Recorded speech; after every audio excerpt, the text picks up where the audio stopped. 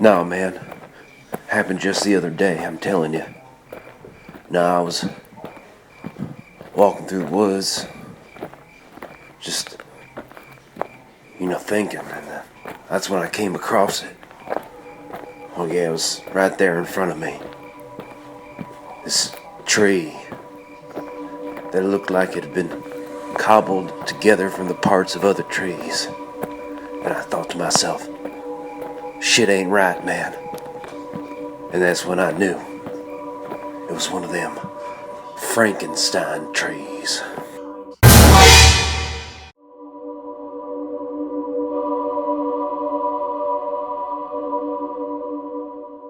Hey folks, welcome to or welcome back to Oridian Games. My name's Greg, and we've got another crafting tutorial here for you. We're going to be making some trees. Now, there are a lot of different methods to make trees. You could use armatures, you can use wire that you twist up and cover in stuff like milliput or hot glue. There's a ton of different ways to make them. And we'll get to those all eventually. But in my desert board build, I said I was going to do a tutorial on a specific tree that I made. And these trees are deadfall trees, i.e. they're made from different pieces of dead tree, all cobbled together into a tree and then covered in moss and weathered. And I thought I would share it with you. If you don't want to make these trees, then maybe some other techniques in this video can be helpful to you. So let's get started. Okay, jumping right in. Let's start with tools and materials. First, sandpaper, recommended. Then you're gonna need a hand drill. You can get, that's an Army Painter one, and that's an Army Painter hobby knife, which you'll also need. Get some super glue, and something to pin these tree branches together. I'm using guitar strings, just because I have them. You could also use brass rods that you get off of websites such as Green Stuff World, or you can cut up pieces of thin paper clips and use that for a pin. Get a wire cutter to shape and cut the pin into the desired design. And then I'm using Woodland Scenics Deadfall. These come in large packages, and essentially they're dead, treated, and preserved trees that you can add to your landscape. And the packages are generally about $5 to $10 depending on where you bought them. I got them for $5 from Hobby Lobby. Pick a bag that you like that seems to have a lot of branches that you can use and start picking out the base tree or the base branch that will form the trunk of the tree. I cut off the bottom, level it out so it can sit flush on the scatter terrain, and I start picking out random branches from the deadfall bag that I think will make a good tree structure, and I start fitting them together to come up with an initial plan of how I'm going to attach these things.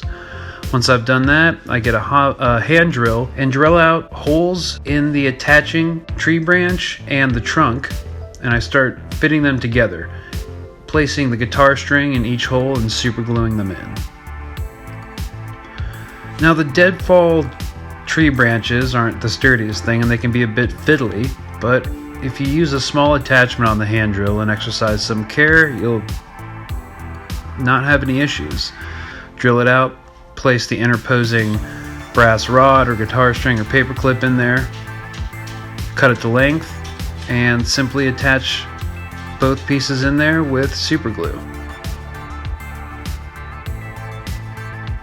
You really don't need a lot of super glue, just enough to make the connections. Hold it together. If you have activator, this is a good place to use it.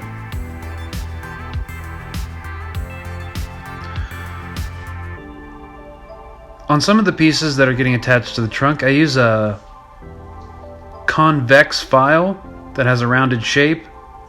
Bore out the side of the connecting piece so that it fits more flush with the trunk. Drill a hole in the trunk, drill a hole in the piece, and just connect them together.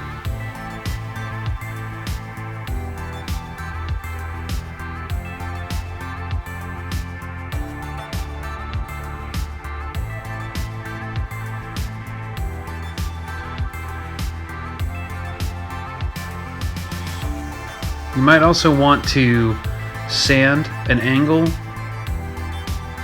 into the tree, the connecting tree branch so that it fits more flush with the tree trunk. And I just eyeball these angles. Absolute precision is not important here.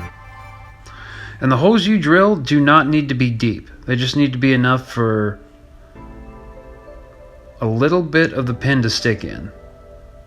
Now, you might be questioning the security of these things, but I have been taking them to shops and other people's houses for a while, and I haven't had any issues. I think I accidentally hit one with a Shadowrun core rulebook, and you know that thing's loaded with rules, and it's still standing. So you can do it on very small pieces.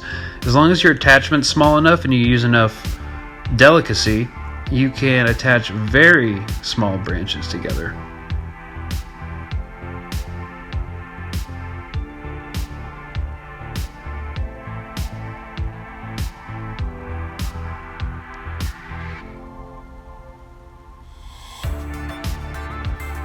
And if you're wondering how many trees you can get out of a bag, I got out 3 trees from the bag I bought. Barely. With a few branches left to spare.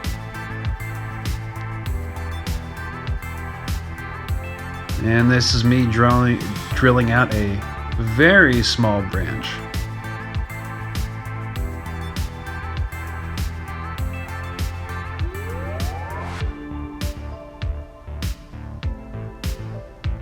And just adding a little drop of super glue.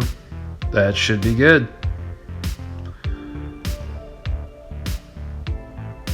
Okay, now it's nighttime, and iPhone 6 cameras apparently don't do well in low light conditions.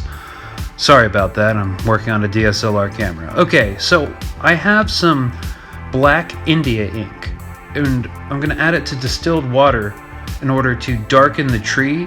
There's a number of reasons for this. First of all, I want it to be creepy. Second of all, not all the branches are color matched to each other. So there's some variation in color, and this kind of binds it all together.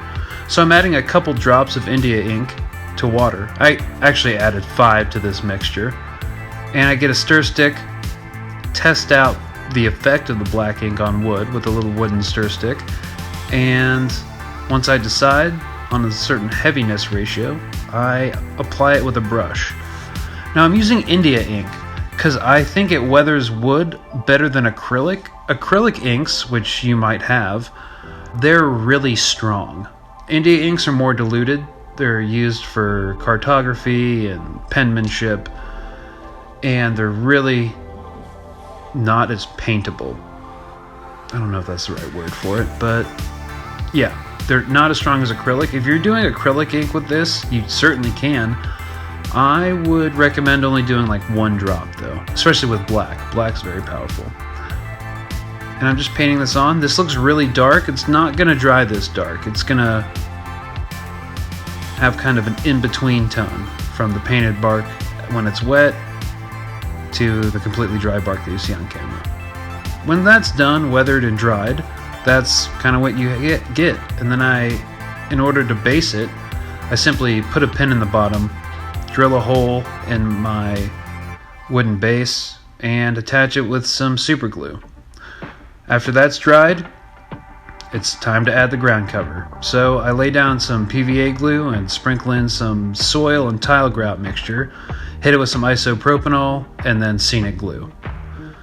And there we have it. I've also added a boulder to the base for visual interest. Now it's time to cover up all these gaps in between the branches and the trunk. And we do that with opportunistic plants, illustrated and represented by Flock. I'm using Woodland Scenics medium green coarse turf and Woodland Scenics burnt grass coarse turf, and I'm attaching them with PVA glue, putting it on the trunk, and then just placing the flock in place wherever I see a huge gap between the branches.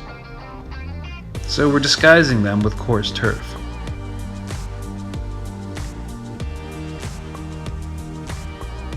And I just keep working that around.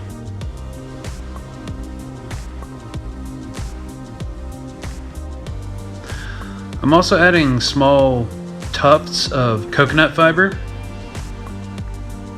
I'm basically applying these like field grass, putting some PVA glue down and just sticking the cut up and manicured coconut fiber into place on certain tree branches.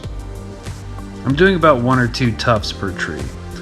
When that's done, I am using Woodland Scenics green grass, adding some watered down Mod Podge to it, stirring it around with a brush and applying it. This is going to be representing thick moss growth, and I am lathering this all over the tree.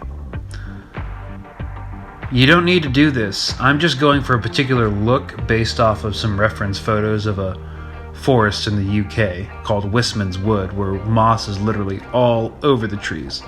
When that's done, I add some flocking to the ground, and I attach some extra pieces of Deadfall to the base to represent trees or branches from this tree that have fallen to the ground.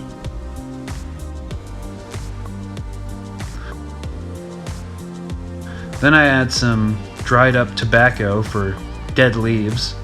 Well, this is a mixture of tobacco and lemon zest. For lemon zest's in there for color. And I just add that around the base. Add some more fine turf flock. And seal it all in place. The last thing I do is take a used dryer sheet and start spreading out the fibers on a small little chunk. Spraying some tacky glue on the area where I want the spider web, and putting the dryer sheet in place there, spreading out the fiber so it looks like kind of like a spider web. And this is not the perfect solution for a spider web. It basically looks like a drunk spider made it, but you get the point. And credit for this idea goes to Black Magic Craft. I saw it on one of the Hag's Hut videos, which is a very good build, and I recommend you check it out. I think I will be using this for spider webs in the future. So thank you to that channel. For finishing touches, I add some more moss to the rocks and the ground cover around the tree. Again, apologies for the grainy video texture. It's not going to be a problem in the future. I got some stuff in. And this, guys, about wraps it up. I really hope this was useful and inspiring to you, and that's the finished product that you will get. So, like, share, and subscribe if you feel so inclined. Thanks so much for watching, and I hope you have a great day, week, night, whatever time it is that you're watching this video. Have a good one.